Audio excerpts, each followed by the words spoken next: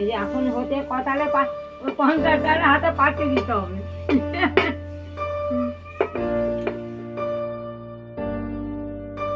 কি তোমরা এটা দেখে কি ভাবলে এটা কিসের তরকারি? তো এটা কোনো তরকারি বলতে গেলে, তবে এটা হচ্ছে পালং বিড়ির ডাল। তো পালং বিড়ির ডাল বানানোর জন্য প্রথমে কড়াই বসিয়ে দিয়েছি, কড়াই তেল গরম করতে দিয়ে ধনে লঙ্কা তেজপাতা পাঁচফোড়ন দিয়ে দিয়েছি। তারপর ওর মধ্যে টমেটো কুচি কচি আলুটি দিয়ে সামান্য পরিমাণ লবণ দিয়ে নাড়াচাড়া করছি তো তারপরে দেখো এর মধ্যে দিয়ে দিচ্ছি জিরে আদা আর কাঁচা লঙ্কা অল্প পরিমাণে বেশি মশলা যখন দিচ্ছিলাম তো মশলাটা একটু কষিয়ে নিচ্ছে আর তখন